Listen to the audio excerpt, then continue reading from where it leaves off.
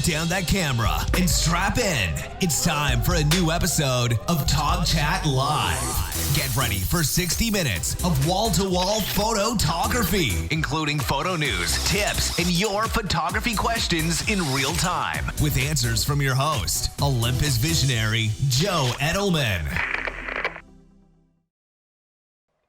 Oh, did you think I wasn't here? I'm here. I was taking care of some stuff. Anyway, how's everybody doing? I'm Joe Edelman. I'm your host for the next 90 minutes of TogChat Live. And I'm going to do my best, as always, to help photographers like you develop a solid understanding of the hows and whys behind great photography. So gang, as always, before we get going, do me a solid, will you? Let your photography friends know that we are streaming live on YouTube right now. As always, Facebook, Twitter, they're the fastest way to get the word out. Let me go ahead and give you the link here in the chat window, or you can simply go ahead and push that share button right down there and that will let you do it. And as always, which is really cool, I've got photographers in here from like all over the place. Chuck, my man in North Carolina, is here. Al B in Victoria, British Columbia. We've got Wet Dog Fly Photography from upstate New York. I know Lynn is here from New York as well. Perluigi in Italy. I got Alan in Denmark. Germano from Brazil. We got people like everywhere. Kevin's even here from Missouri. I got Dave here from Alabama. So once again, gang, as always, thank you for spending a Wednesday night here with me on YouTube, on TogChat, to talk about my favorite thing, photography. So before we get going, you guys know that this past weekend, I had two kind of really fun experiences lined up. The first one was going back to where it all started for me. I did a presentation at a small camera store in Lansdale, Pennsylvania called Cardinal Camera. Cardinal Camera is where I purchased my very first camera in 1971. It was a German-made Hanimex Praktika Nova 1B. It was a 35mm film camera. It had a reflective light meter that was mounted on the outside front of the pentaprism, and it used Pentax screw mount lenses. I don't have the original camera. I do have a non-working version that I bought on eBay a couple years ago just to have one, but I do still have the original handwritten sales receipt for the camera from 1971. So that was cool.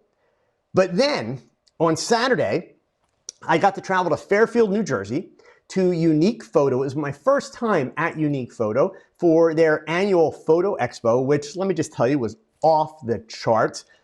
Gorgeous camera store. It's huge. They have a huge classroom, but they had all kinds of presenters. Lindsay Adler was there. Rick Friedman was there. Tons of people. Rick Garrity. It was an awesome event.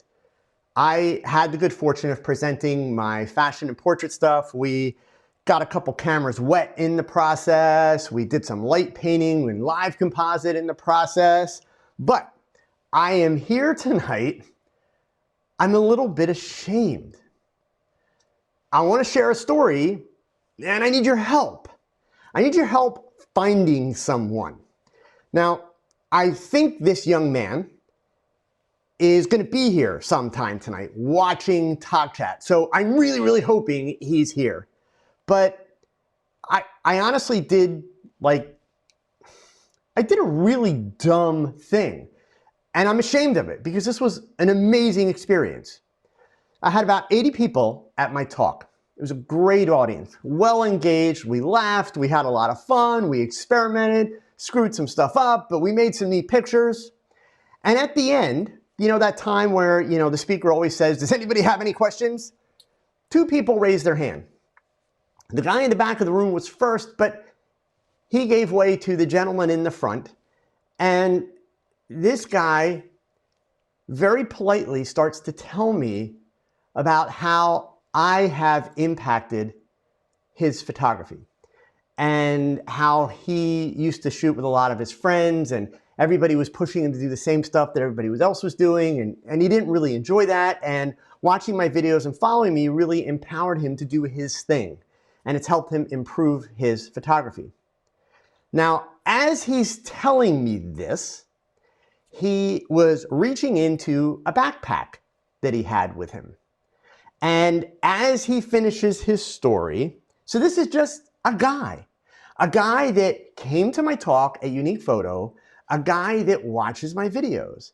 He pulls out of his backpack this plaque, and I'm gonna hold it up there nice and close for you guys to see, presented to a great teacher, Joe Edelman, for your dedication and service to the creative community in 2019.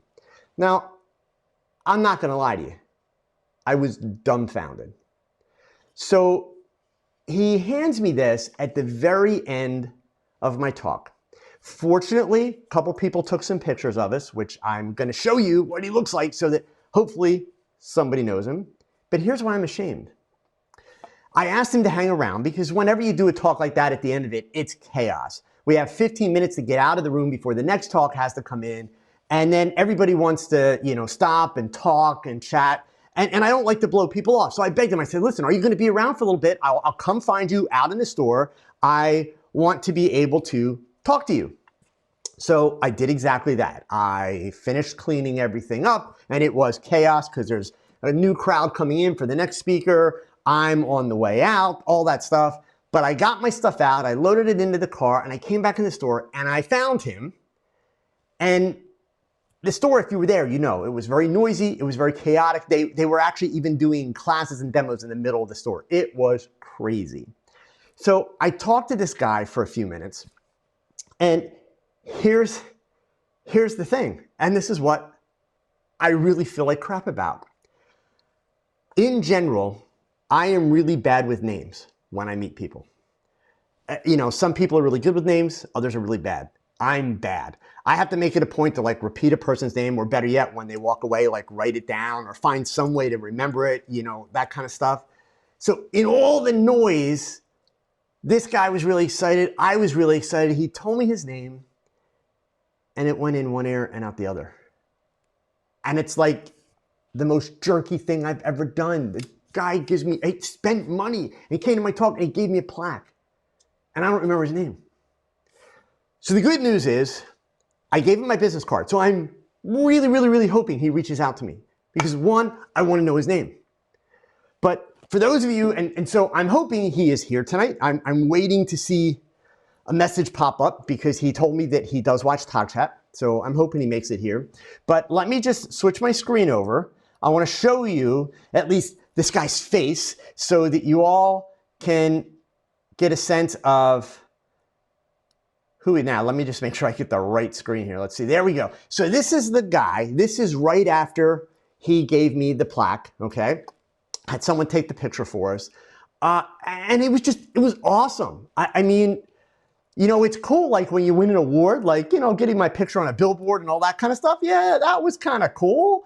But this is just somebody that appreciates what I do. So hopefully you're going to see this. Send me an email or call me because you've got my phone number, okay? Because I need to know your name. I have to know your name. I have to be able to know who did this for me. And if there's anything that I can do to help you in your photography, I want to be able to help you. For the rest of you, step up your game, right? Just say it. No, I'm kidding. Seriously, okay?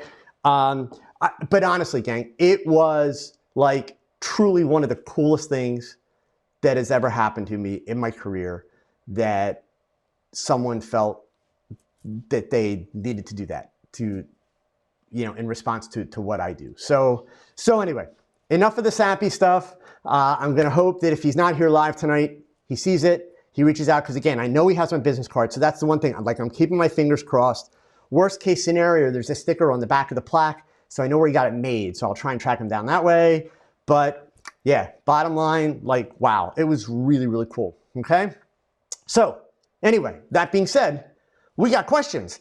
And the good news is I don't have a ton of questions in here. So Alexander, I see you mentioning that you may know who it is. So that's cool. Please do let him know if you see him. Okay. Because I'm not going to lie, and it's a good business lesson for those of you that are thinking about, turning your photography into a business. Remember this lesson, and you do whatever you got to do.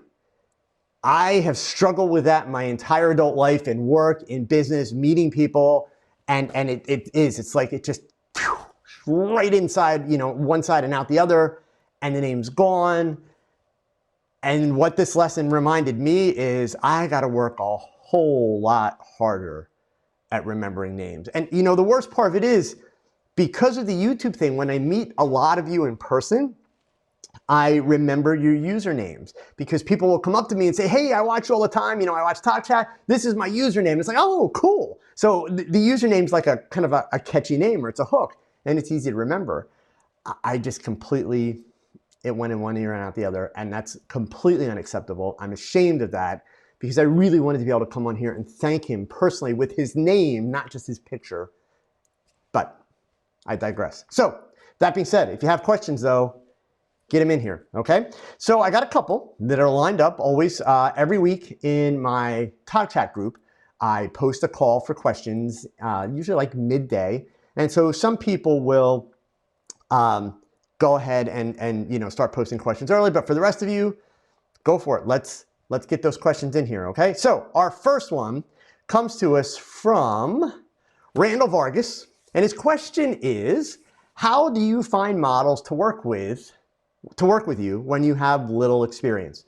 So, Randall, I'm going to give you the honest, straight answer first, and then I'll give you an answer that I think might actually help you a little bit more. The honest, straight answer, how do you find models to work with you when you have little to no experience? You ask people. That's the straight answer. I'm pretty sure your parents at some point as a child taught you the lesson to not be afraid to talk to people or ask for something, because the worst that someone can say is no, right? So, yes, if you are shy, if you are introverted, that can be a challenge. But at the same time, if you are shy or you're introverted, you're going to have to work on communicating with pretty women or attractive guys to be able to direct them and photograph them. So you got to start somewhere, right? Now, if that doesn't work for you, Randall, or if you're going to give me the answer that a lot of people give me, which I've never quite understood this answer, but that answer being, well, I don't know a whole lot of attractive people around me. Or the, look, I don't want to be that guy who goes into a restaurant and asks a pretty waitress, hey, will you model for me? And I get it. And believe me, guys, in today's world, you have to be really, really careful with that. Really careful. So what I would recommend that you do potentially, Randall, is start out, depending on where you're located, start out on a website like Model Mayhem in the United States. So that's modelmayhem.com. Or in Europe, a website like Purpleport. Those are essentially online communities, kind of like Facebook for models and photographers, right? You set up a profile of the photography you have, and then you can also at that point, once you're a member, and it's usually free membership. There's various levels of paid membership, but it's usually a free membership. Once you are then part of the community, you can search for and reach out to models. Now, that brings up another challenge. Once you are in that community and you don't have a lot of pictures to show, or they're not that good, well, it's kind of like life in general. You have to understand that if you don't have a lot to show, you're not going to get the best, most amazing, hottest models, et cetera, to work with you right away. What you're going to have to do is start with some lesser experienced, maybe not the most amazing, maybe not the most talented models, but you are going to start with people that are willing. Because believe me, on those websites, there are plenty of people that just want to model for fun. Right? They're not looking to build a career. They're not expecting to make tons of money. They just think that it would be fun to get in front of a camera and work or spend time with someone who is creative and create. So that's where you start. And you work very hard, just like anything else in life. you build your skills, you build your portfolio. The better your portfolio gets, then the better the quality of model that you will be able to talk to. You'll see in the chat window, a couple people have gotten to the next part of my answer already. Adam mentioned here that, in fact, here, let me just grab it from here. I'm sorry, I'm looking at the wrong window. So if I grab it from this window, I can put it on the screen. Adam mentioned, I'm going to stick it up here, that he finds all his models on Instagram or Facebook pages. Follow the photographers in your area and see who they're shooting with. And Adam, that's absolutely correct. You can also do hashtag searches on Instagram, like, I live in Allentown, Pennsylvania. So you could do a hashtag search for, hashtag Allentown models, okay? Or the area around Allentown is referred to the Lehigh Valley. So you could do a hashtag search for a hashtag Lehigh Valley models, and you'll find people that way.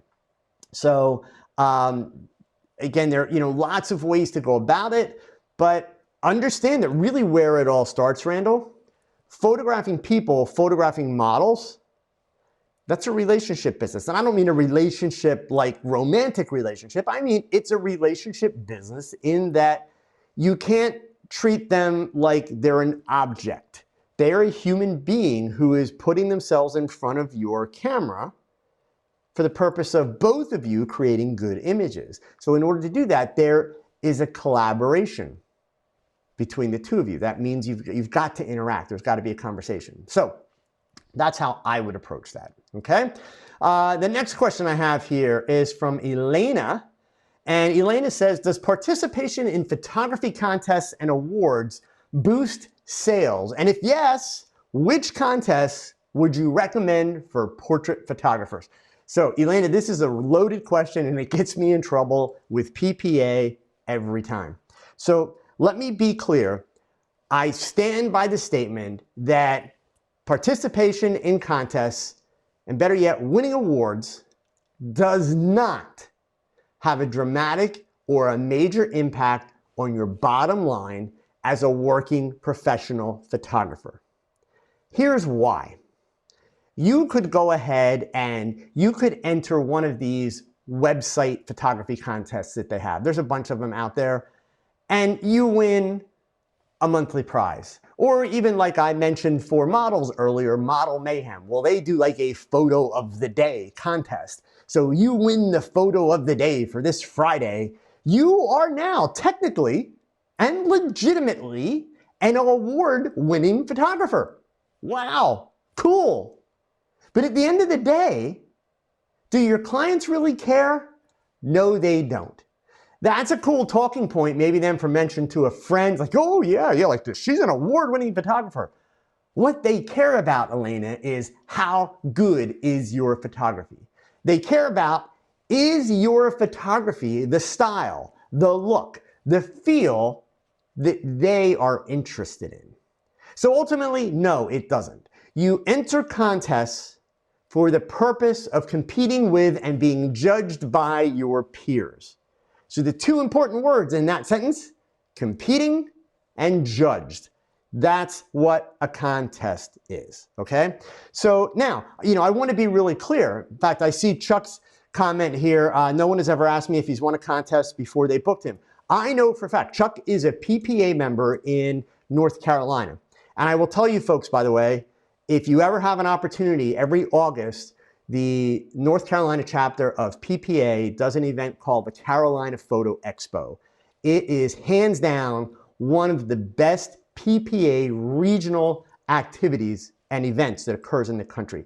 I've had the good fortune of being a speaker there in the past along with Lindsay Adler, and I'm going to be a speaker there next August, not this year, 2019, but in 2020. I will be speaking there for Olympus. But that being said, I know that Chuck has entered, and I'm pretty sure he's won some contests, but Chuck and I have a shared friend who is a very prominent member of the PPA group in North Carolina, who actually competes internationally, not just here in the United States, but he's won top awards in Great Britain for his print competitions and things like that. And he is an amazing photographer, but he does the print competitions because he enjoys the challenge. He enjoys the skill set and developing that skill set and developing the understanding of the nuances that make an image an award-winning or a ribbon image. The kinds of images that he does for his contest submissions are not at all the kinds of images that he shoots to pay his bills. So, honestly, it's a nice bragging point. In a lot of my bios, you will see the line award-winning photographer because I have won awards. I have won press photography awards. I've won some fashion awards. Most recently, I won a People's Choice Award, and that photo is on a billboard. So yeah, I'm an award-winning photographer, but honestly, it's a line, Elena, that it honestly carries more weight with your peers. In my opinion, it carries more weight with your peers than it does your potential customers because they're not paying for your awards and they're really not going to be willing to pay extra for your awards. The simple fact of the matter is, even if you're a great photographer, not everyone is going to like your style of photography. Not everyone will like the way that you approach a certain subject. So that just means they're not your client, right? So it doesn't matter how many awards you've won at that point, you're not going to get everyone as your customer. So that's my take on that. Next up, this is a long one. This one comes from Ajax Rodriguez. So Ajax is one of my Tog Knowledge community members. And Ajax, I'm going to call him out here. He does a lot of big picture wandering. So he is wandering this premise. Photographer A, we're not going to use any names. Photographer A has a good portfolio of work that consists of different locations with different backgrounds. However, the lighting is set up exactly the same way in each shot. Sounds like a lot of zombie photographers that we all know, right? Just saying, okay? The composition and the subject's poses are also very similar, just like those zombie photographers. Now, as a result, photographer A is often criticized for kind of being a one-trick pony because that's all they do, right? So Ajax goes on to say he's taking a contrary view. His argument is that regardless of what the naysayers say, probably naysayers like Joe, okay, photographer A has found their niche and is probably in a situation is more advantageous because they're showing consistent work to a very small specific category of photography instead of being a jack of all trades. So he believes that photographer A, they found their purple cow. They found their niche. So his question is, what's my view on this? He says, I'm sure that you can list a number of successful photographers that could fit in this description. So let's work backwards, Ajax. Your last statement. Could I find a group of successful photographers or list photographers that could fit into this description? Actually, I couldn't, and this is going to sound horrible, but I don't follow that many photographers, folks. I really don't. I'm doing my thing, right? That's what I do. That's why I talk about zombie photographers, which, Ajax, you know where I'm going to go with this now, right? I don't worry about what everybody else is doing. I just don't. I worry about what works for me. That being said, do I have a view on this? I do. And my view is I completely disagree with you, Ajax. I disagree with your entire premise. You are looking at this scenario that you paint here because there are people that fit this scenario. Now, I don't know that I would call this their purple cow, and I'll explain why in a minute. But you are looking at this through the lens, no pun intended, of another photographer, of potentially their competition. That's how you were looking at this. So the problem of it is you're not going to put money in their pocket. I'm not going to put money in their pocket. Another photographer is not going to put money in their pocket. The people that are going to put money in their pocket are potential customers that don't care, do they do the same as everybody else? They simply care, do I like this work? Now, Ajax, is there a subliminal message that when you go to a photographer's website and they have pictures of everything, flowers, insects, birds, mountain landscapes, beach scenes, and then they're advertising for portraits? Is there a perception that this person is a jack of all trades and just somebody that has fun with a camera? Oh, heck yes. So when I talk about jack of all trades, that's what I mean. I'm talking about the photographer that sets up their first website and there's 50 things listed that they do. They do product work, they do event work, they do weddings, they do photo booths, they do portraits, they do senior portraits, they do commercial portraits, they do corporate portraits, and the list goes on, right? That's the photographer that is marketing themselves to be a jack of all trades. The idea that a photographer shoots in different locations and doesn't, change the background, the idea that a photographer basically does everything the same, right? That to me is just a lazy photographer. Now, I'll give you one of the best examples that I can give you there, and that is the famous, well-known Joel Grimes, right?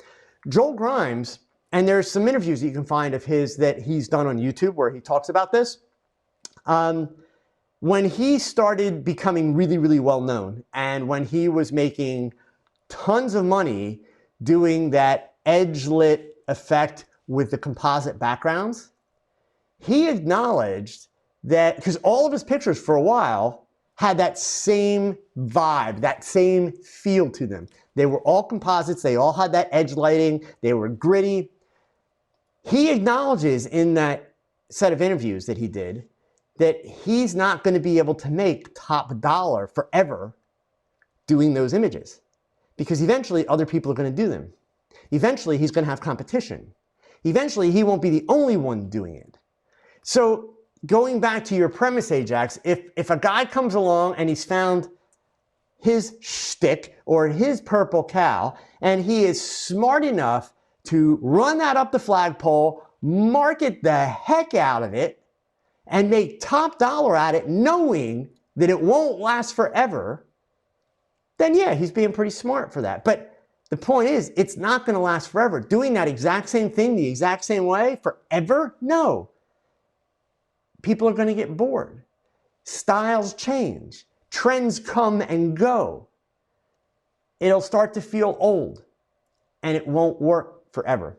So, my honest advice, Ajax, and you and I have kind of talked about this before. Stop looking at what everybody else is doing. Do your thing, right? I mean, when you find something that you like that someone else has done, copy it, but then better it. Until you've bettered it, don't show it. Like for me, and this applies to all of you folks, anything that I have ever posted on Facebook, on Instagram, on YouTube, there are quite a number of you that are watching this program right now who have the ability, with some hard work, to do it 10 times better than what I did. And that should be your goal.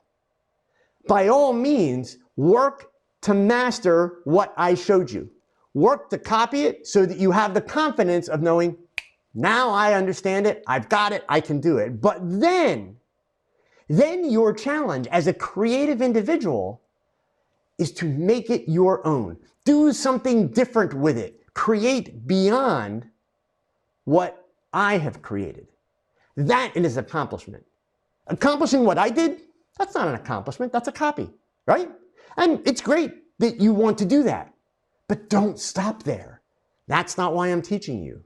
I'm teaching you because I know full well there are people who follow me and watch me with much, much more innate talent than I'll ever have.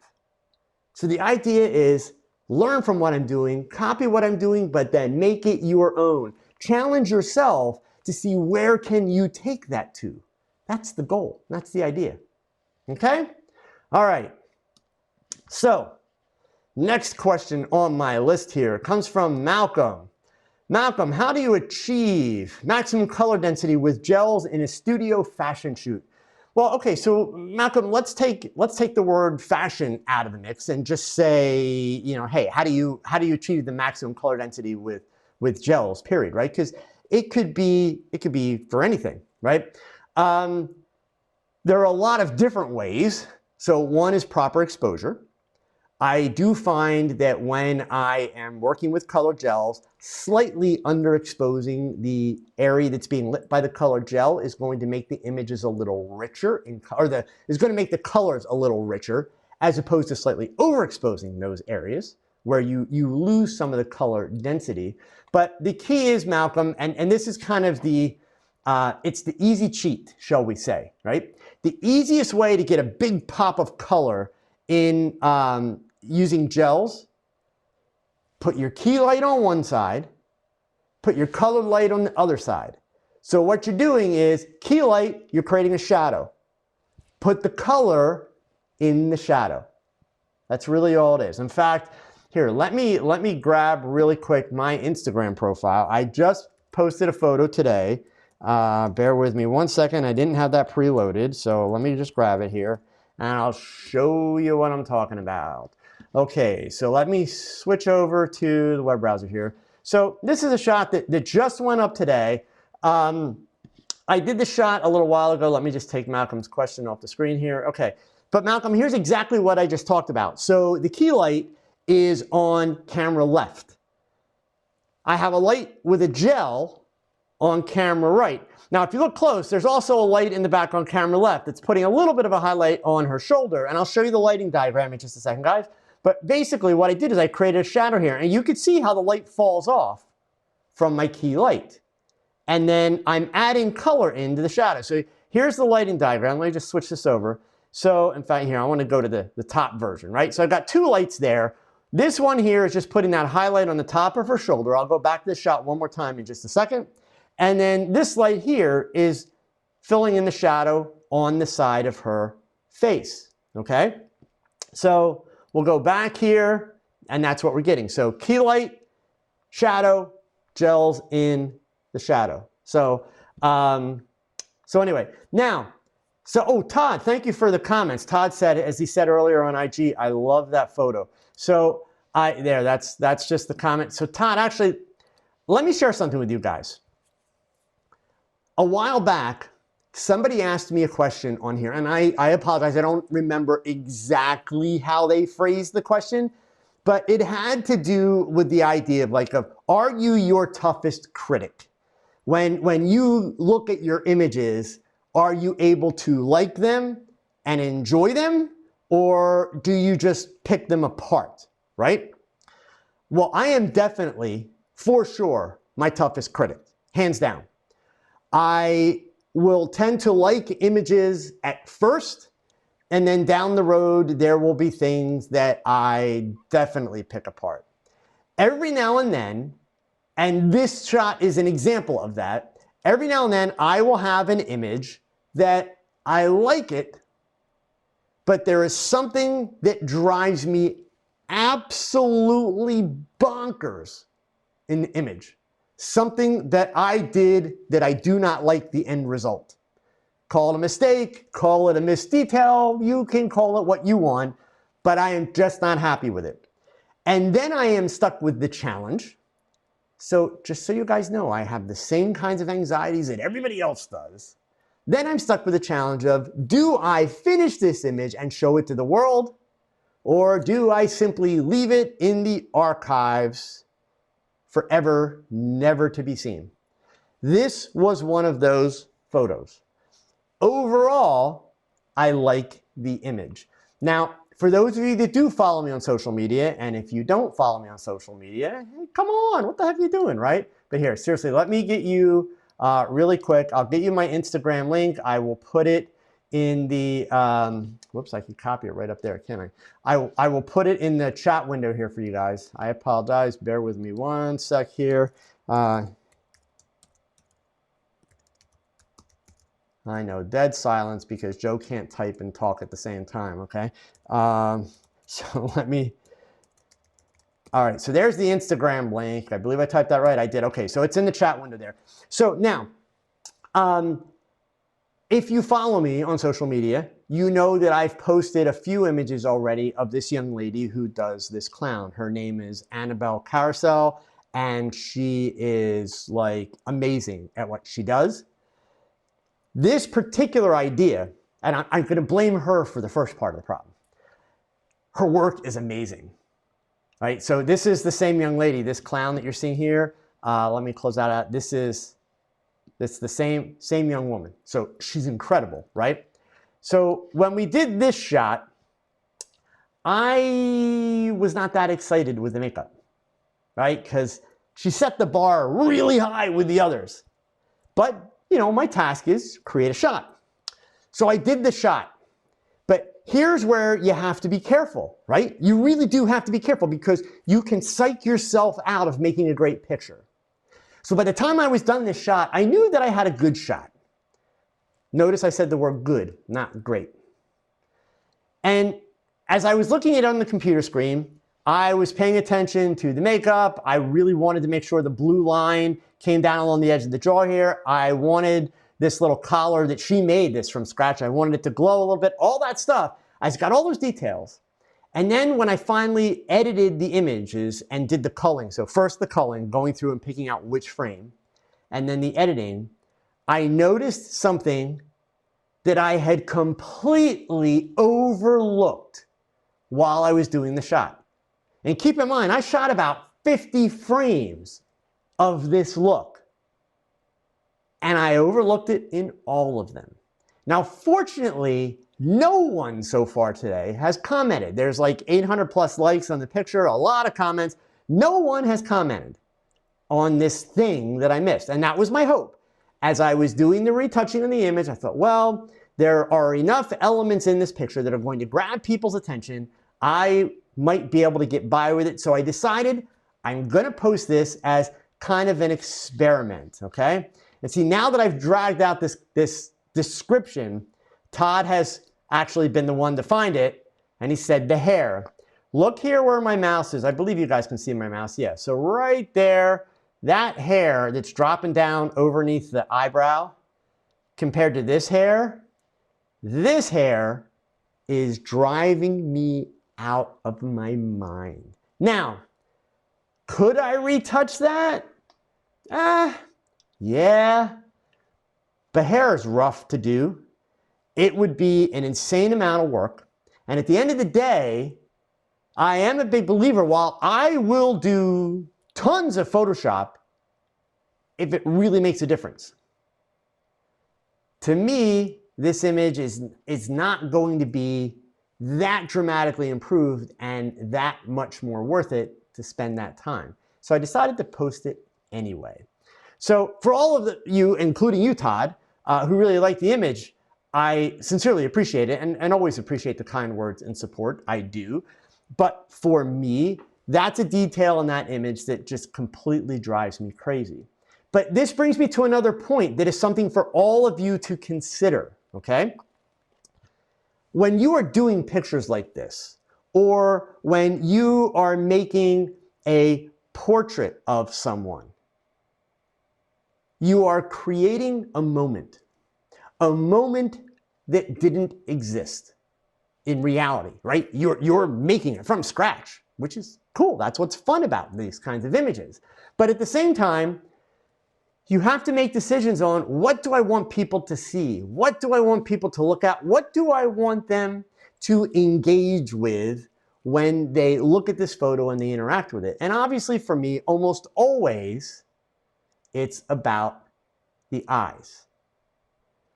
So hence, you can kind of get away with it, but yes, in terms of, will this particular picture, Ajax Rodriguez, Joe is human just like us. Trust me, Joe is much more flawed than many of you, Ajax, okay? But, you know, notice, I'm pointing it out to you guys. I'm not afraid to point out the process. I'm not afraid to let you guys know, like, look, not everybody does perfect all the time. And in fact, I've never done perfect. While that would be cool to do perfect, what do you do for an encore if you ever actually achieve perfect, right? So I like to shoot for a goal of being a perfectionist, but I will not let that get in my way of enjoying what I do and doing good work. So this is an example again. I am thrilled that people like the image, and my bet was that people would appreciate the image. But will this image ultimately make my portfolio? No, this image will not make my portfolio going forward, because of that detail. That detail, it just kills me. And it's kind of like, now that a lot of you have seen it, you'll realize it's one of those things that once you've seen it, you can't unsee it. It's like it's all you see when you look at the picture, right? That's the problem that I have. So anyway, that's the backstory on that clown photo, okay? So I believe I've got one more question here that came in earlier, and then I want to go through the chat window. So go ahead. You got a few minutes yet before we're going to get those pictures or get those questions that came into chat. So this question came in from Joel. He's trying to wrap his head around how light works. Joel, that has been a lifelong pursuit for me, and I don't think I've still entirely got it down, but I keep trying, right? So he goes on to say, am I right to assume that in your mag bounce hack, that's the video, if you guys don't know which video he's talking about here, let me get that up on the screen, and I will also get you the link. Bear with me one second. Let's see if we can find this one here. Okay, so I'll switch the screen over. The video that he is talking about is this one right here. Your best shot is a mistake, and then fashion portrait with a cool MagMod hack. So let me just grab you guys the link. I'm gonna put that link in there. So that way, if you want to check this out later, you can see what it is he's talking about, okay? So his question is, am I right to assume that in your mag bounce hack that the bounce on the ceiling is what produces the soft light, not just the spread of the light through the diffusion material? Joel, that's part of it. Yes, not entirely, okay? In this studio space, it's only a 8-foot ceiling, just under 8 feet, and it's painted white. And the walls are painted white. So as you guys have heard me talk about in my home studio video and heard me talk about in a lot of the other videos that I have done, I use the room as part of my modifier. It's part of my light control.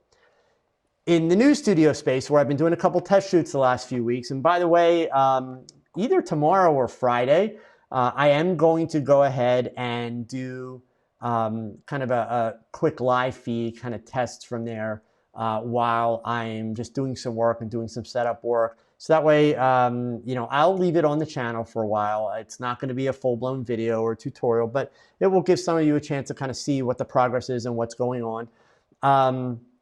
But the lighting arrangements that I will do in that space are very, very different than the way that I would light in this space, because the ceiling is much higher. It's about 14 feet. The walls much further apart. Only one wall, well, one wall in the shooting space is white. The others are like a red brick type color. So it will be a very different approach. But Joel, for the most part, your assumption is correct. As I do mention in that video, part of the key to getting that effect is how close the mag bounce is to my subject, okay? So, all right. So that's that. Now I'm going to scroll back to the beginning of the chat here just so that I can try and catch up on things. Let me also just go ahead and get that up there. Scrolling down here. This is everybody checking in. And let's see. The first question that came in tonight once we got started. Eric says this question, Joe, when you're coming up with ideas, do you focus on one idea at a time or just take notes and work with what is inspiring you in the moment? Eric, all the above. My creative process is incredibly random and chaotic when it comes to just having ideas. On my phone, I have pictures saved in my picture roll where I saw something, taking a picture of it, or I may have seen something on a website or an idea and I'll snap a screenshot. I use Google Keep, which is a little Google note-keeping program. I have notes and ideas in Google Keep. I also have notes and ideas in Evernote. I use them kind of separately. Evernote is more when I'm into the planning stage of a shoot. I will do a lot of note-taking in Evernote and break stuff down. Otherwise, Google Keep is just kind of quick, short notes along the way. Just like with names, as I explained with the plaque, unfortunately, in the beginning of TogChat, yeah, if I don't get it down like on paper or recorded or something like that, I will lose it. The idea will come and go, and it might pop back a week later, but at that time it might also be, the wrong time. I may have missed the opportunity. So I will, I will always go ahead and kind of try to record that stuff. All right. So I hope that helps. Okay. Let's see. Next, Aaron Edwards. His question: do I watch Master of Photography? If so, would you ever want to go on as a mentor or a contestant? Aaron, I haven't seen that. We have a similar show, I think, that's happening here in the U.S. with Nigel Barker. I shouldn't tell you guys this. I had. No, I'm not going to tell you the whole. All right, I'll tell you the story. So years ago, back in like 2001, 2002, I was a contestant on the daytime version of Who Wants to Be a Millionaire. Fun experience. Whole big long story. Okay, and bottom line, the day of the taping, we go out onto the set, and the producer of the show, Mark Davies, who's the guy that he's the British man who created Who Wants to Be a Millionaire. He comes out and, he sat there or he stood there and he told us, as we're sitting kind of like in the audience, he said, I know that all of you have sat at home and watched this show and yelled and screamed at the television thinking that the people that are in the hot seat are idiots, which we've all done that, right? So he went on to explain that there's never been an idiot in the hot seat, that every single person that ever played Who Wants to Be a Millionaire passed the same test that we had to pass to be able to play the game. And then he explained that the beauty behind reality television, which they didn't consider Who Wants to Be a Millionaire a game show, they consider it reality TV. He said the beauty of reality TV is that you take normally intelligent people and you put them in highly stressful situations, and then you sit back and you watch the train wreck. So, for me, Aaron, maybe I could be considered, as a mentor at some point for something like that, but as a contestant, no. Photography for me is not a competition. It is a passion to be shared. So, I don't think that will be happening anytime soon. So, life is beautiful. Thank you so much for the TogChat here, or for the super chat here. Let me just scroll down so I get this. And let's see, great seeing you, Unique Photo. Oh, yes, it was great seeing you. And I do remember you introducing yourself, and I didn't get to talk to you afterwards, but I'm glad that you were able to make it to my talk. And I'm going to keep my fingers crossed. I had a great time at Unique Photo, so I'm hoping that I get back there again. And, hopefully we'll have an opportunity to chat a little bit more in the future. But thank you again so much for the super chat. Really, really appreciate it. So let me see here. I'm just scrolling back, getting back to these questions that came in early. We got lots of time yet, folks. So go ahead. If you have questions, start typing. Or if there's a topic you want to address, we can do that. John here is asking his question. I've noticed that you never seem to shoot men. Why is that? I don't find men attractive. I know that sounds kind of stupid or maybe even immature. I've had people tell me that's a very immature outlook. I find women attractive. Hence, therefore, it is easier for me to photograph women. I can photograph, man. I photograph practically everything there is to photograph in my career. As I said, I started in the newspaper business. I've done portraits and weddings. I've done commercial advertising. I've done food. I've done products. You name it. I've done little league teams, all that stuff, right? But fashion, women, that's where, I kind of always settle out on things and where I have the most fun. So that's what I do. When I photograph men, to me, my images are, what would be the word? I guess the word I would use would be mechanical, right? They're clean, they're technically proficient, but they just don't have the same kind of vibe. They don't have the same kind of mood. That would be my take. And this is going to be extremely not politically correct, but it's worth saying so that you pay attention. If you look in the fashion world at the photographers who are most known for shooting men, many of them, overwhelming majority of them, are gay. So there's a correlation with our taste. And I don't mean sexual preference. So please, anybody wants to turn this into a bad conversation, I'll just bounce you out of here. I'm not trying to be a jerk. I'm trying to be honest. It's an observation, right? And it's a legitimate observation. So, it obviously has to do with, kind of just what do you find attractive? What are you interested in? What floats your boat, right? That's what's the easiest thing. The easiest thing to photograph is those things that interest you, period. Whether it's nature, I don't care what it is, food. If it interests you, it's going to be a lot easier to photograph, right? The more of a passion that you have for it, then honestly, the better the job that you're going to do in terms of taking pictures of that topic. So let's see. Next question, 11 Studio. You retouch your photo, and always you say in your tutorial a few things about Photoshop. You make it so easy, but in fact, it's time consuming, right? Or do you have your own secrets? Well, so there are a couple levels to that answer, 11 Studio Photography.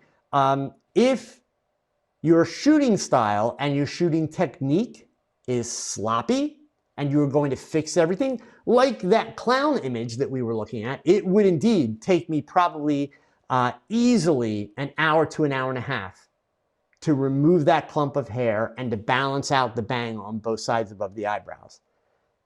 It would be a lot of work. That image is not worth it. If you are shooting cleanly in camera, meaning paying attention to the details before you press the shutter release and getting it as close to perfect in camera as is humanly possible, then no, your retouching time is not going to be that extreme. On a side note, obviously, as you guys know, I'm now an Olympus shooter. I shoot micro four thirds. When I made the switch from my 36 megapixel Nikon D810 to my 24 megapixel Olympus OND EM1 Mark II, my retouching time went down dramatically. And the reason being, with all that added resolution in the Nikon, I was spending so much more time retouching detail in a face that our eyes couldn't actually see or appreciate. With the lower resolution sensor, remember, I've got images that are 48 feet wide by 14 feet tall and 8 feet wide by 6 feet tall on the Olympus trade show booth. You can stand on the ground and count the eyelashes on that image on the Olympus trade show booth. So the resolution is there to look amazing, but I'm not wasting my time retouching aspects of the image that I'm never going to see in a print or on digital display. They're just not going to be visible to the eye. So it actually saved me some time along the way. Okay, so let's see here. Scrolling down, Aaron Edwards. This question has come up a lot recently. So his question is, do you have any tips for someone who suffers with anxiety when it comes to photographing people? Aaron, I'm probably not the best guy to ask. So first of all, let me just repeat a piece of my story. I've actually talked about this a lot recently, so I'm not going to go through it in detail, but I was a really shy kid. I know that's kind of hard to imagine now when I get up in front of hundreds of people to talk, but that's been a lifelong evolution, right? I was a very shy kid, and I learned pretty early on that the camera was my shield. Where there was a camera involved, I could walk into a room and talk to anybody, tell them what to do. Not a problem. It's great. And that's pretty much how it is now. If you meet me out on the street and I'm just, with my grandson being Joe Pop and just being an average guy, I'm not the kind of guy that's walking around saying hi to everybody and talking to people and all that stuff, right? I'm just kind of keep to myself and do my thing. But if it's photography, sure, let's talk. I'm ready, right? So, for me, I found that the camera was essentially my shield. It was my ability. Alexa, stop. Don't you love it when Alexa interrupts? Alexa, stop. And then she doesn't listen. Okay, I don't know if you guys could hear Alexa, but Alexa was talking in my ear and it was driving me completely nuts. So that being said, going back to the anxiety thing. For me, Aaron, it's the camera that allows me to get past it, and then lots and lots and lots of practice, right? Years. So it really depends on how bad is your anxiety. I know Doyle very jokingly, typed in Xanax. And yeah, I mean, really what it comes down to is everyone's got a different way of dealing with anxiety. So if it's just kind of a mild nervousness that you're dealing with and you're very aware of that, but you don't really struggle with anxiety in other aspects, then I would kind of kick yourself in the butt and say, look, I got to put myself out there and I got to go. I got to do it, right?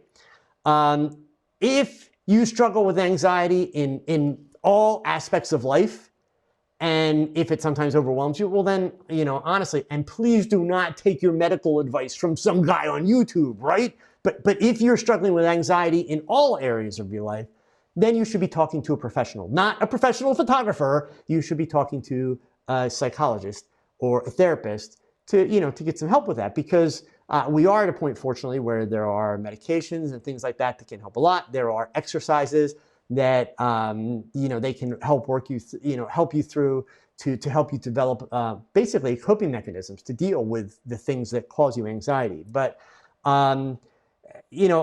fortunately for me, I didn't really have a lot of anxieties other than just the piece of I was shy. And so it was a matter of working through it. Fortunately, the camera and the experience and the desire to take pictures was strong enough that kept me motivated, and that's how I did it. But definitely, it's all about that practice. You got to put the practice in, right?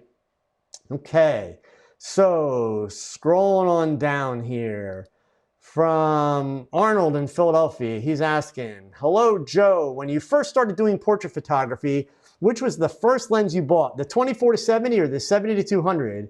Which one helped your workflow the most, and which one did you use the most? Well, Arnold, thanks for asking a question that's going to make me out my age here, okay?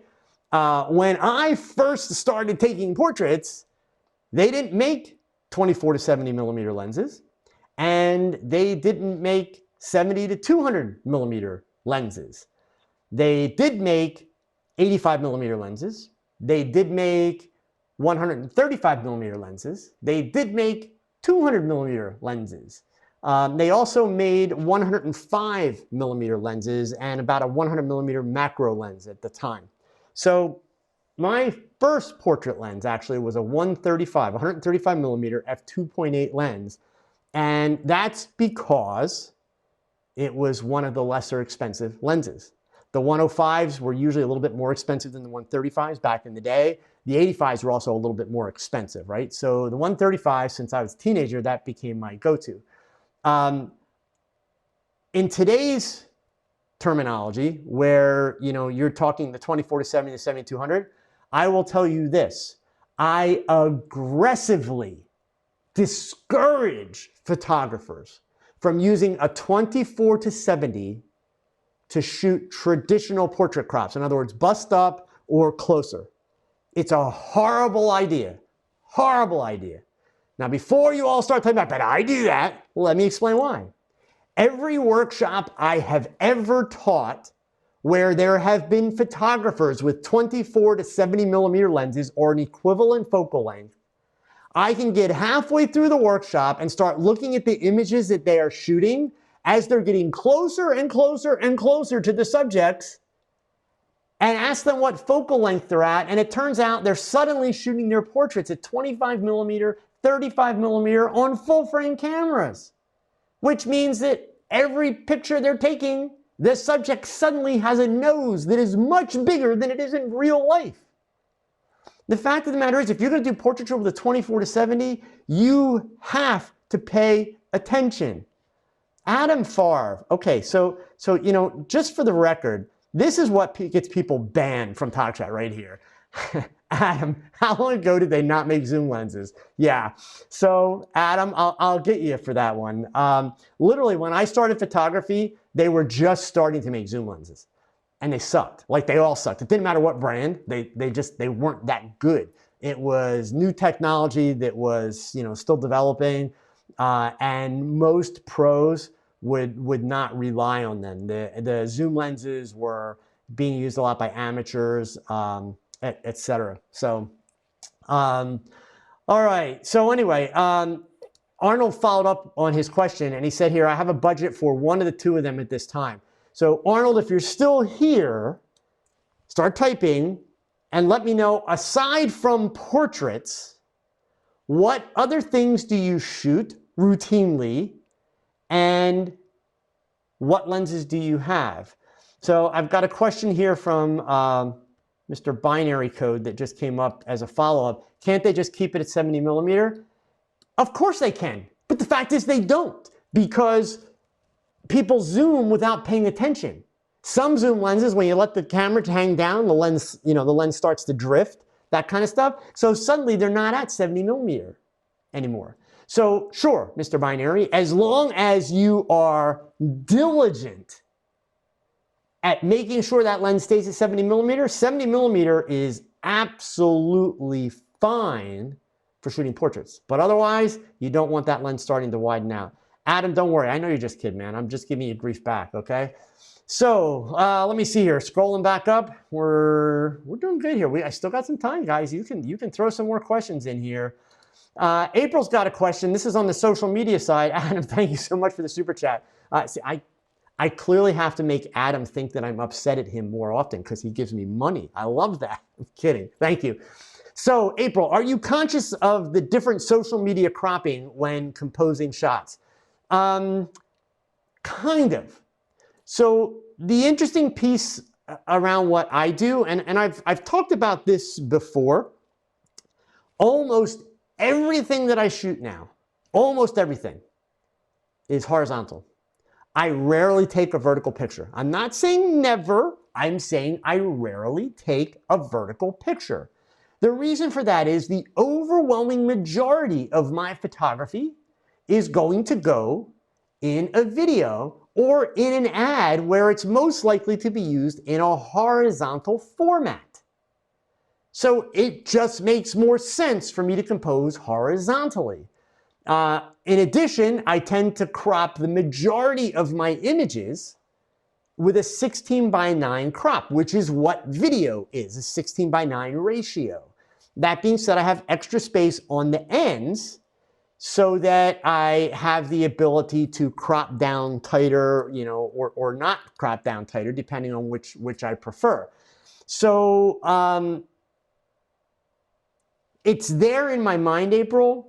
It is something that I'm leaving space for, but I want to be clear, because somebody at this point ought to be jumping all over me and saying, but Joe, aren't you the one that says fill the frame and get it right in camera? Look, I got to do both sides of the conversation here for you guys. Come on, step it up, gang. Yes, I am the one that says that. I still believe that, and I still maintain that. So what I'm doing is I'm using as much of the frame as I comfortably can to be able to get the crops that I need for social media, period. That's all. It's no different than, and I talk about it in that video about fill the frame. If you're a wedding photographer and you need 8x10 prints, filling the frame means filling it this way, but leaving space on the ends so that you're able to make the 8x10 print without destroying the image. When I talk about filling the frame, I'm talking about don't be one of those photographers that shoots a portrait and your subject's head makes up about 1/15 of the entire frame. And then when you go into Photoshop, you crop it down so it's a tight head and shoulder shot. That's a person who's wasting a ton of pixels. And if you're wasting pixels, you're wasting money because you spent a lot of money for those pixels. So use them. Crop it in camera. Every now and then, you're going to screw up. That's part of the learning curve. It's those screw-ups that are going to teach you what you need to be paying attention to so that you don't do it on an ongoing basis or make a habit out of it, etc. Okay? So, let's see here. So H&A Arnold did give me a response. So let me scroll down and find his response. I'll put it up on the screen here.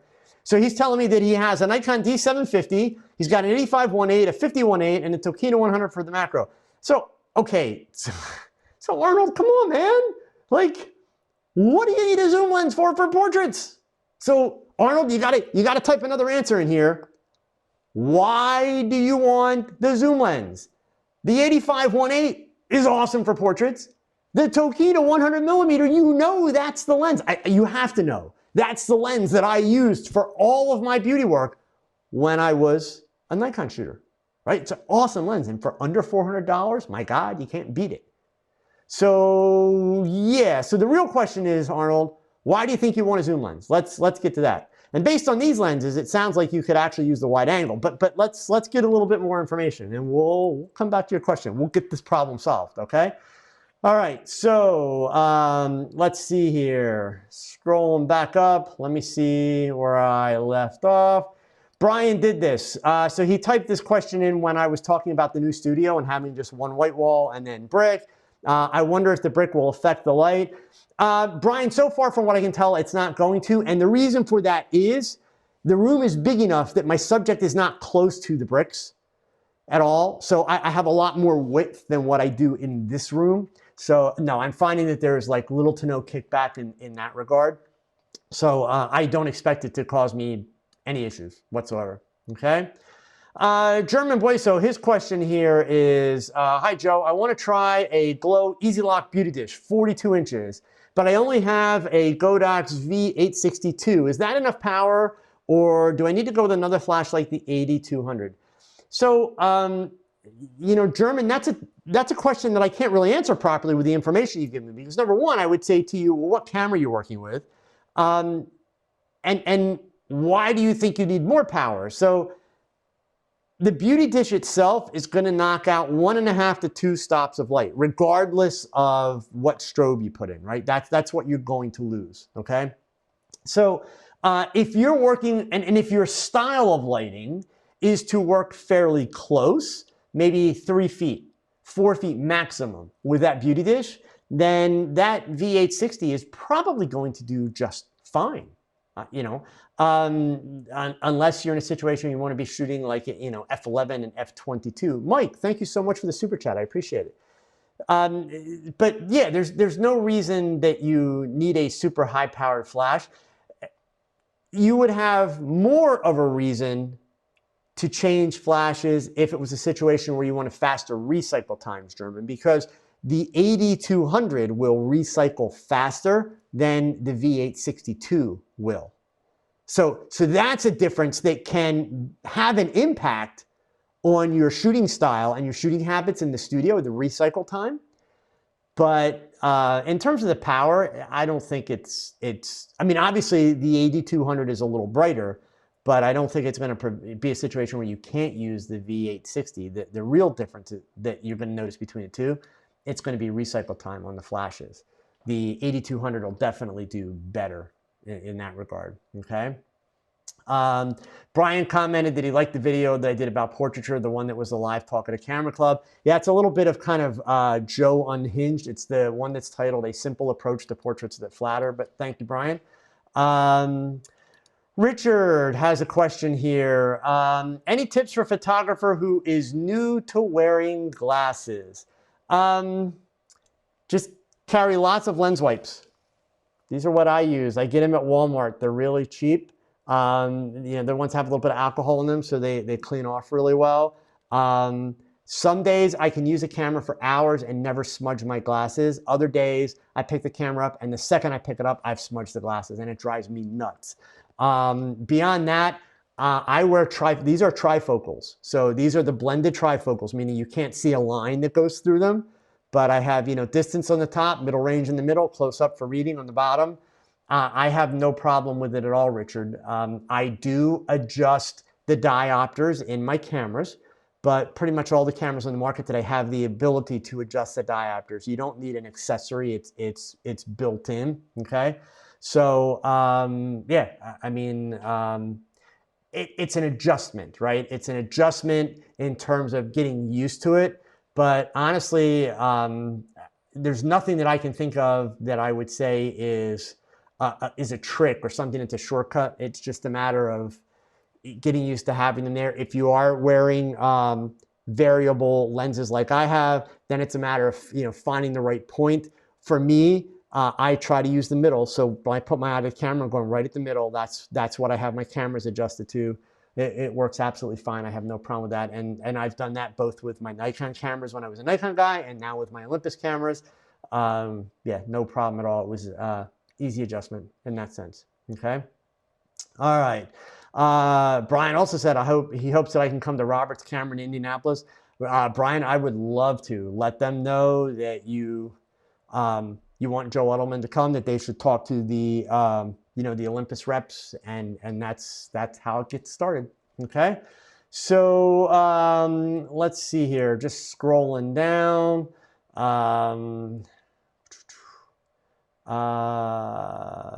Let's see. I know we got a couple more here. Oh, we're in good shape. We still got 20 minutes, guys. So by all means, go ahead and throw your questions in there. Going back to the portrait lens, per Luigi asked, so between a 50 millimeter and a 24 to 105 millimeter, you prefer the 24 to 105? Per Luigi, if it's a full frame, probably, yes. But again, you got to be really, really careful about where you have that focal length set, right? You just do. If it's an APS-C camera, then I would actually be fine using the 50 millimeter. That's going to be like a 75 millimeter equivalent. And that's a great focal length. So it really depends on the camera you're talking about. But yeah, if you're talking full frame, I think I would tend to go for a traditional portrait gang, right? So we're not, remember, there's tons of different kinds of portraits, right? So with regards to the idea of doing kind of a traditional portrait or, close up type thing, then yeah, I would want the slightly longer lens, okay? So let's see here. Mr. Binary says, that's a good name. I may use it. Great. Just let me know your address. I'll send you the bill. Or maybe we can work out something with royalties. Okay, we'll do it that way. So seriously, you're more than welcome to use it. All right, so Arnold's back to me now here. So we're still working on solving Arnold's wedding thing here. So he shoots mainly weddings. So remember, he had told me before that he has a Nikon D750 with an 85 millimeter f1.8, a 50 millimeter f1.8, and a Tokino 100 millimeter macro. And he's trying to decide, does he buy a 24 to 70 or does he buy a 70 to 200? So here's the challenge, Arnold. And I know there's a couple wedding photographers that are here tonight, right now, okay? So by all means, go ahead, weigh in based on your shooting style. But in my opinion, while it might be nice to have the long lens, the 200 millimeter, that 100 millimeter is really adequate for weddings on the high end. I would want that 24 to 70, Arnold, because the 200 millimeter, it's going to allow you to get closer at a distance and continue that compressed feel of looking at something from far away. But the 24 millimeter at the other end, that gives you the ability to, one, get in really close and still take in a lot of area. But number two, remember, with a really wide angle lens, you can use that lens and also the distortion that it will give you. You can use it to your advantage as a storytelling tool. So, for me, I would want to see you go with the 24 to 70. The extra 100 millimeter that you're picking up, from a wedding, most of the best wedding photographers, they're interacting with their subjects, right? They're getting close. You're not gonna, I'll tell you right now, you're not gonna be a great wedding photographer shooting everything at 200 millimeter. You're just not. Because then all you're doing is you're taking voyeuristic photos of a wedding. You need to get in close. You need to interact, be a part of what's going on. So Arnold, I would definitely have to say that the 24 to 70 is what I would recommend that you go with, okay? And better yet, if you haven't used either of those two lenses, I would suggest that you go to a camera store, take your camera, take a secure digital card, and ask them to put the two cameras or the two lenses on your camera, walk around in the store, take some photos, get a feel of the range that they're giving you and what they do. I personally, anybody can stand 2 miles away and take a picture. Boring, right? It's a wedding, for crying out loud. Get in the middle of the action.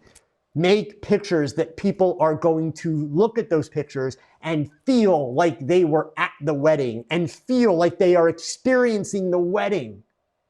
A shot done with a 200 millimeter is always going to have the feel of a voyeur, watching from afar. Is that really the kind of wedding photographer that you want to be? You want to get in close, okay? That's my take. So, let's see here, scrolling down. Adam just saw one of his local camera stores shrink down to one store. He's also not buying tons of gear. Are there other things we can do to support our stores, attend workshops? Does that help them or me? So Adam, I think, are you talking about Creve Core, which I just saw that they closed another one of their stores? Are they just the main store now? I think that's what's happening. It is tough. And folks, it's worth noting, like, this is not just something that's happening in Adam's area. Camera stores are struggling. The camera stores that are not only surviving, but also thriving, they are doing it not because of what they sell. They are doing it because of the community they create, because of the educational opportunities that they provide, because of the services that they offer. That's what they're doing. So, you know, I would encourage all of you, and I mean this sincerely, and look, let's be really clear, full disclosure. I feel like I'm bearing my soul tonight. I've been telling an awful lot of things tonight that I'm not really necessarily that proud of. So I buy things at Amazon from time to time. I buy things at B&H from time to time. I buy things at Adorama from time to time. I prefer to buy things from companies like Hunts or Unique or Cardinal Camera or Creve Core or the smaller stores. The reason being is because I think it would be absolutely disastrous if these stores disappear. In the last 10 years, as an industry across the United States and elsewhere in the world, we have lost a lot of camera stores. Here in Pennsylvania alone, we've lost several major camera stores in the last 10 years. They're just gone. They've just packed up and they're gone. Some of them were big chains, some of them were small chains, others were mom and pop shops, and they're gone. So, you know, yes, there's a good argument that we don't need those camera stores for everything. Sometimes the camera stores aren't convenient because we need our stuff in a hurry, right? But the fact of the matter is, it's a luxury that we have, especially here in the United States, but in many other countries, to be able to get in our car, drive a few minutes, heck, even if you have to drive an hour, but to go to a place where you can touch the products, where you can actually put them in your hands, where you can test them, where you can try them, where you can ask questions of people that actually use them and people that actually care about you, as opposed to asking the internet, right? Because the internet's not really invested in your success. They're just not. Eric, thank you so much, man, for the super chat. I appreciate it. So yeah, Adam, I mean, it's a tough one. Obviously, you talk about attending their workshops and that. Does that help them or you? Well, certainly it helps them. It, of course, only helps you if it's a topic that you benefit from. So by no means am I asking people to say, hey, it's your responsibility, save the camera stores. No, they're businesses. They've got to do the right things. And the good part is many of these stores, and even like with Creve Core is going to survive. Okay, I happen, you know, I know the gentleman that owns the store. I know the staff there. They're great staff. They're great people. But like many camera stores, they had additional locations that weren't performing as well, so the return on the investment wasn't there. So you have to close those.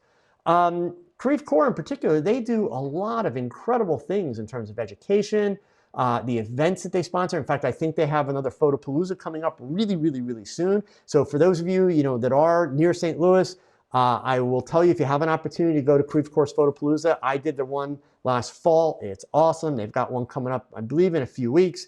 I highly recommend it. They bring in a lot of great speakers. They have tons of models to work with, all kinds of stuff, and they run all kinds of specials. So one of the things that you guys need to understand about your local camera stores, it's a lot like buying TVs in that the manufacturers, Nikon, Canon, Sony, Olympus, Panasonic, they set the pricing structure. And they have very strict requirements on a store's ability to run a sale because they don't want one store undercutting the other store, right? So the stores can actually get in a lot of trouble if they advertise $100 off on a camera and that sale price has not been authorized by the camera company. However, all of those stores have the ability to sell a camera at a lower price as long as they don't advertise it. So you might be a regular customer and they'll cut you a deal. Maybe you're gonna buy a bunch of things, they'll cut you a deal.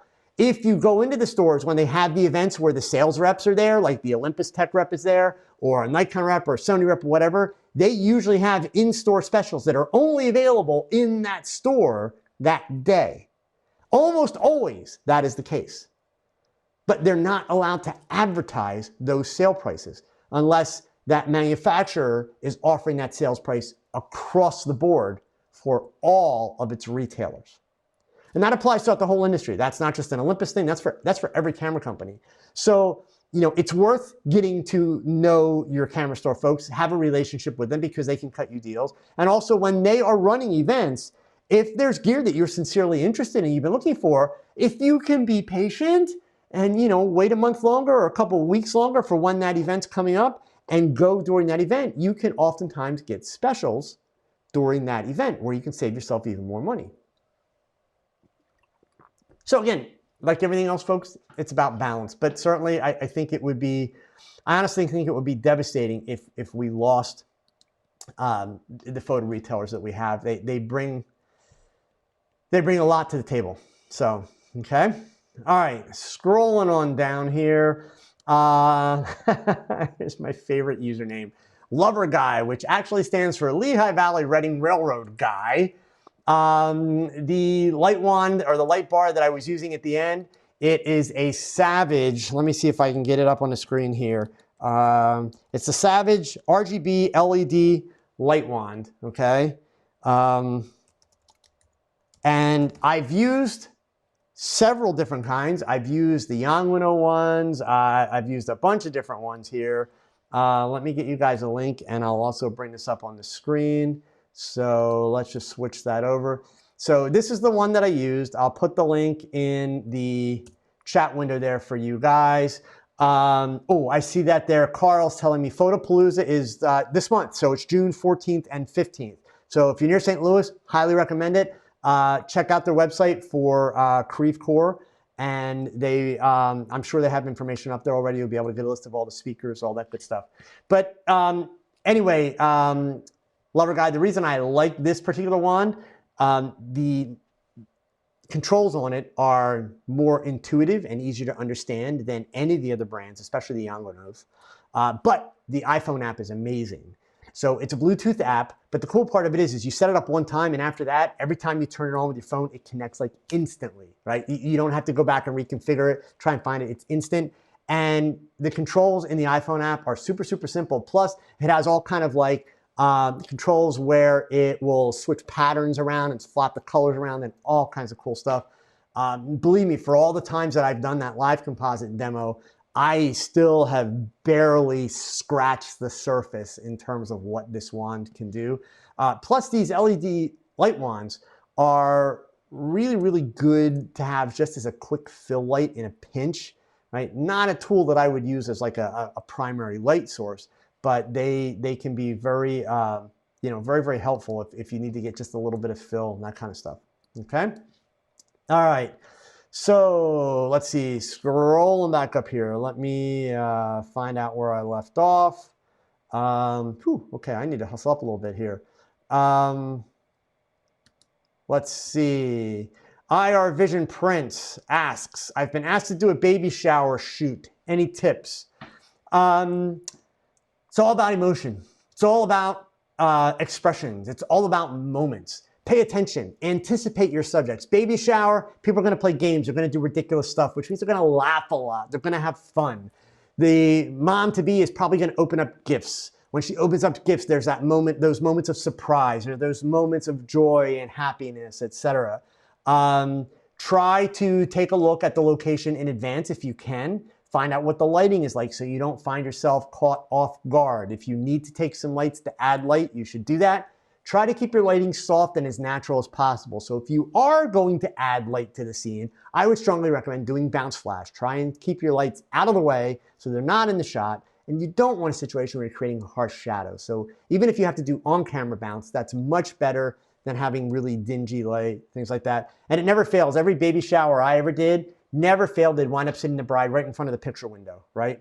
So it's like worst lighting ever. So, having some kind of lighting to help you out is oftentimes, very, very helpful as far as that goes. Okay. All right. So From Nick, I want to do a portrait shoot on a small bridge in shaded woods. Closest light stand spot 30 feet and dual 8200. So you're going to throw that like 30 feet with the 8200s. I mean, they'll cover that distance, Nick, but you're not going to overpower the sun at 30 feet. If you're looking to do it as a fill, sure. Or if you're going to do it like at night or in the evening or early morning when the sun's not as bright, that would definitely work. So, you know, so that would be an option. Okay. Let's see here. 11 Studio follow-up question. Is it right to use gels on a beauty shot? Doesn't that affect the makeup? Well, that's not a question that really has a right or wrong, right? I mean, it depends on the outcome that you want. I have beauty shots where I've done no gels, and I have beauty shots where I've done one gel, and I have beauty shots where I've done lots of gels mixing colors together. Sure, will it affect the makeup? Absolutely, okay? So it depends on what's the purpose of the shot. If you are trying to accurately record the makeup, well then, yeah, you shouldn't put a color over top. But if you are using that to create an end result, and it's part of that end result, then there's nothing to prevent you from, there's nothing to prevent you from, you know, putting a gel on it. So MIB Pro 3030, is this a new spot of your studio where I'm at right now? No, this is my home studio that I've been working in. We've finally got the internet access up in the new studio, so fingers crossed. I was hoping to do it this week, but I couldn't quite get everything set up over there. If all goes well by next week, I'm going to try and do a live stream. It may not be TogChat, but I'll at least do a test, and we're going to see if we can do it. The problem that I had over there, the only internet access that's available in the building that I'm in, it's cable internet access. So it's like 330 megabits down, but it's only 60 megabits going up. And technically that should be enough, but with cable, of course, you're sharing that bandwidth with other people. And I have no idea, you know, where the local switch is, or a knock is what they call it. So I don't know how much bandwidth I'm sharing at the time that TogChat goes on the air. As far as the actual building that I'm in, I don't think I'm going to be sharing much bandwidth at all at that time of day, but I don't know about the rest of the neighborhood and how that's impacting what I'm doing. So, I'm going to run some tests, and you know, we'll see what the options are. But you guys will get to see a lot more from that studio, and even tomorrow on Instagram, you're going to start to see some natural light stuff from the studio, which is obviously a very different kind of look and feel. In fact, the first one I'm going to post is a black and white natural light shot that's just window light. So yeah, you'll be seeing a lot of stuff from in there. Okay. All right. Let's see here. I'm just gonna try and get one or two more in here. So from Braulio, it's valid to offer a client. Is it valid to offer a client a certain type of photo? For example, suppose that you like certain types of photos. Can you offer that, or do you have to pass that client to another photographer? Okay, so I think we have English as a second language here, so let me try and understand what you're after. I mean, Braulio, I think that if you do this style, and this has always been my working philosophy, if this is my style of work, and somebody comes to me and says, oh my, and believe me, this happens. Somebody comes and says, oh my God, I love your photography. Can you do this? And they show me something that looks nothing like what I do. I am probably not going to take that client because I will probably ultimately fail, right? Because I do have a certain style, I have a certain way of doing things. So I would pass that client on to someone else that I thought is better suited. Yes, I'm a firm believer that's a smart thing to do. One of the most important things that you have to understand as a photographer when you're starting your business, and even when you're becoming successful in your business, not everyone is your client. Not everyone can be your client. You are not everyone's photographer. You're just not. And that's okay, right? So, you know, you will find in the long run, folks, in your careers, being honest with your clients, and if it's just not right, saying no, you are going to be doing yourself much, much more of a service in terms of your brand and your reputation than if you take everything that comes down the pike. You absolutely will, okay? So let's see here. Nick's got a follow-up on his question here with the 200. So he's small bridge, over stream, in the woods with heavy shade. The closest spot is 30 feet for the light stand. With the dual AD 200s, what modifier should he use when he can't get close? I mean, the problem that you're going to have, Nick, at that distance, with two AD 200s, yeah, I don't think I'd use a modifier. I try and put a silver reflector on it, throw that light as far as you can. More importantly, I would want to try and get it above, because keep in mind, like depending on where your 30-foot spot is, if the light's coming up at them, you're going to be putting top shadows. You'd almost be better off to do natural light. So there's a lot of things to consider here. You know, if you're going to run those lights, you need those lights pretty high. So if these people are elevated on a bridge, you're 30-foot spot away. Is it also elevated? Because if you're throwing your light up at them, it doesn't matter what kind of modifier you're using. If you get the light there, you're going to create really weird shadows, and it's not going to be very flattering. So the other option that you have is actually, you know, depending on the bridge. So, you know, don't get yourself in trouble here, but depending on the bridge, rig your light on the bridge in the shot. Put your camera on a tripod. Shoot the couple on the bridge, and then go and remove the light. Same time of day, same exposure, same camera angle, same lens, same focal point. Shoot the bridge again without the light, and then just composite the two together. Super, super simple composite. But yeah, that 30-foot thing, that's going to be the challenge, especially if you start diffusing it too much. That's really where your hard work is going to come into play. Okay. All right, gang. So we're at 90 minutes. Time for me to say goodbye. So one more time, for those of you that weren't here at the beginning, if you are at Unique Photo, if you see this young man who gave me this plaque, please help me out. It really does. I have to find this guy. I'm going to actually call a trophy company tomorrow and see if they'll be of any help. For the rest of you, thank you for spending another Wednesday evening with me. Please, please, please, please, please pick up the cameras this week. You know, it's summertime in most places unless you're down under, right? So the weather's great. Get out there, take pictures, all that good stuff. I will see you back here next Wednesday. I've got a bunch of stuff coming up on social media over the next couple of days because I was really behind posting, and so now I'm going to get caught up. So you're going to see a pretty steady stream of stuff on Instagram, on Facebook. So if you're not following me on those sites, please come on, let's get with the program. Follow me, all right? But anyway, gang, thanks for being here. And of course, as always, remember these words.